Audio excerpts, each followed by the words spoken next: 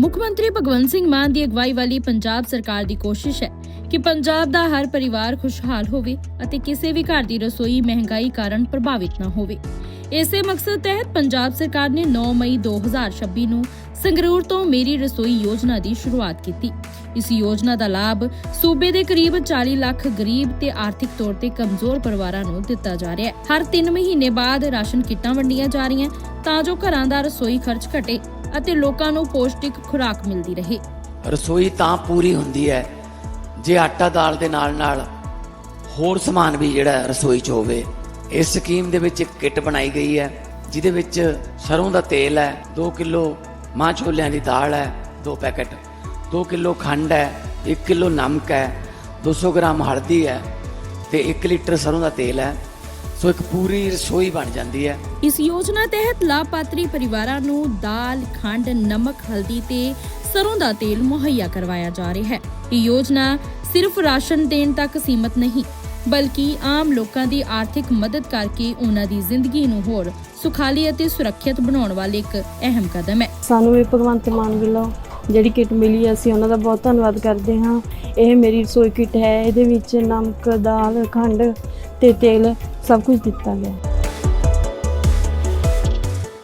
दिल्ली में संसद का मानसून सत्र चल रहा है और चंडीगढ़ में पंजाब विधानसभा का मानसून सत्र चल रहा है और दोनों ही जगहों पे कोई कामकाज नहीं हो पा रहा है। हंगामा चंडीगढ़ में भी हो रहा है और हंगामा दिल्ली में भी हो रहा है। हमारे साथ बातचीत करने के लिए मौजूद है आम आदमी पार्टी के जेनजी नेता मलविंदर सिंह कंग साहब, सांसद भी हैं।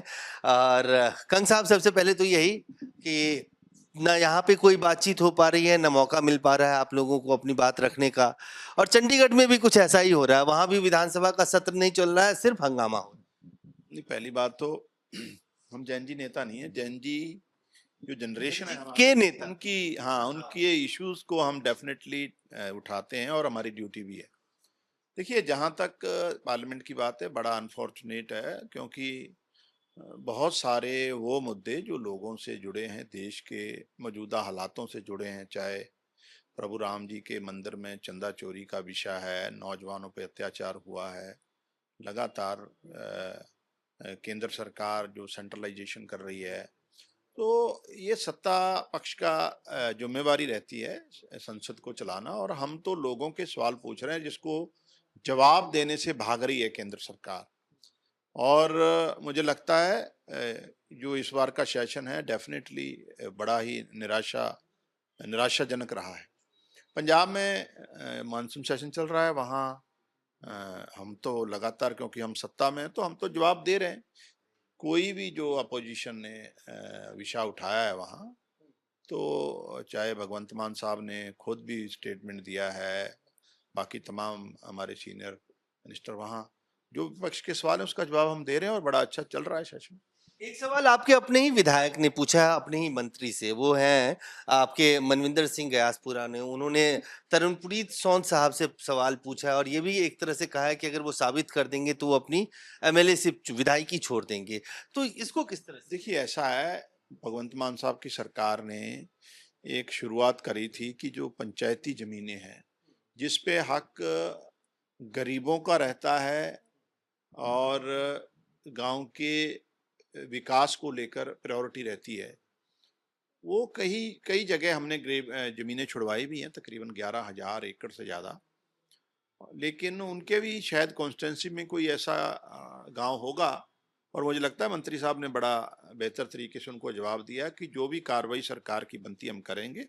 और चाहे हमारे वो विधायक जी का सवाल है चाहे मंत्री का, दोनों की इंटेंशन यही थी कि पंचायती जमीन जो है वो इन्फ्लुएंशियल लोगों के कब्जे में ना रहे, वो गांव के वेलफेयर में यूटिलाइजेशन उसकी हो।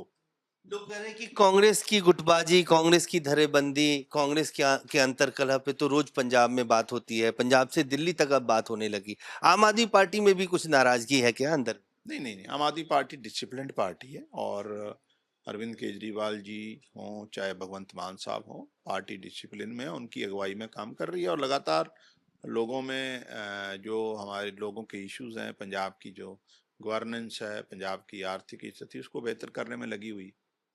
कल आपने एक वीडियो देखा होगा राहुल गांधी का, जिसमें वो कैप्टन अमरिंदर सिंह को याद कर रहे हैं और कैप्टन साहब को अंकल कैप्टन बुला रहे हैं, और ये भी कह रहे हैं कि विपक्ष में अगर कोई सबसे अच्छा नेता उनको लगता है तो वो कैप्टन अमरिंदर सिंह लगते हैं, क्योंकि उनके पास बहुत मिलिट्री के नॉलेज हैं इन सब चीजों उसको।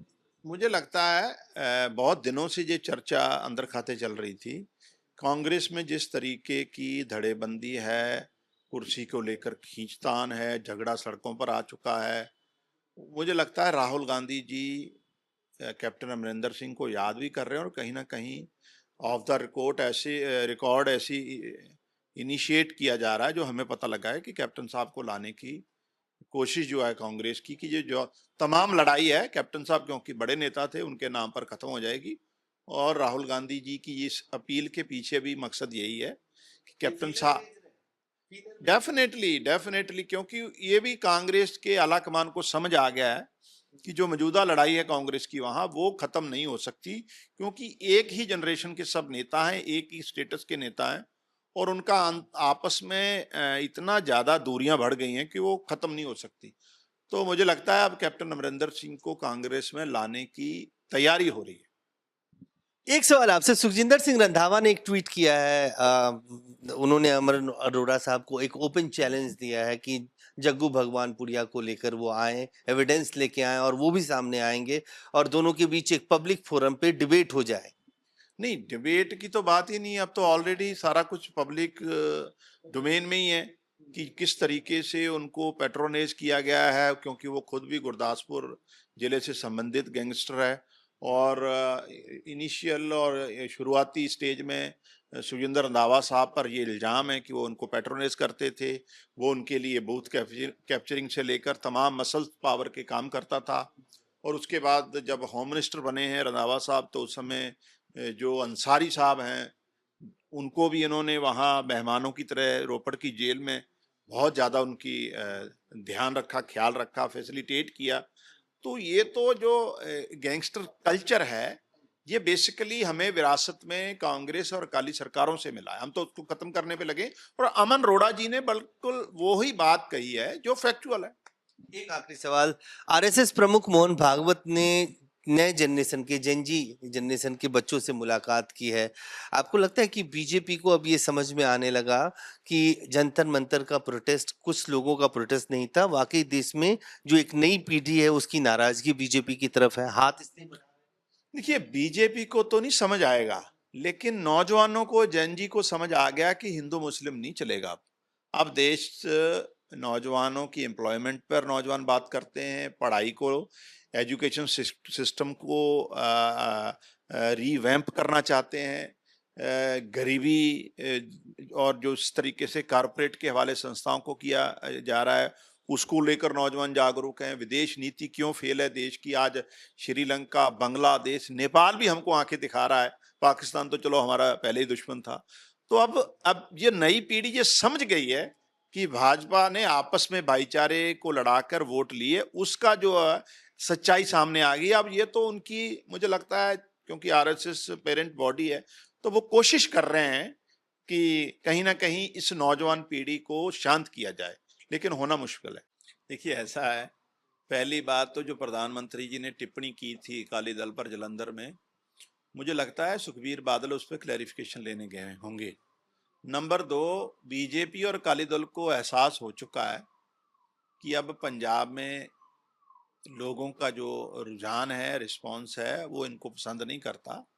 अब चाहे गले में बाहें डालकर आ जाएं, चाहे हाथों में हाथ डालकर आ जाएं, पंजाब के लोग ना अकाली दल बादल को पसंद करते हैं ना भाजपा को। और लेकिन जहां तक इनकी अंडरस्टैंडिंग की बात है, वो पहले भी अंडरस्टैंडिंग ऑलरेडी थी, उसमें कोई दो राय नहीं है ना। पंजाब के सबको पता है कि अंडरस्टैंडिंग ऑलरेडी इनमें थी, वो बिहाइंड द कर्टन थी, अब सामने आ जाएगा। चुनाव पे कोई फर्क पड़ेगा आपको? कुछ नहीं, मुझे नहीं। दोनों ही रिजेक्टेड पार्टियां हैं, दोनों का एजेंडा, एक पंथक पार्टी ने पंथ का सबसे बड़ा नुकसान किया, दूसरी पार्टी धर्म के नाम पर लोगों को डिवाइड करती है। दोनों का पंजाब की धरती पर कोई अब आने वाले समय में फ्यूचर नहीं। तो साफ तौर से कंग साहब का कहना है कि सच्चाई का गुब्बारा फूट चुका है और नई पीढ़ी को पता है कि अब हिंदू मुसलमान की जगह नौकरी और रोजगार चाहिए, इसलिए अब मोहन भागवत या आरएसएस नई पीढ़ी की तरफ दोस्ती का हाथ बढ़ा रहे हैं। कैमरामैन फिरोज के साथ अजय झा, दैनिक सवेरा, दिल्ली।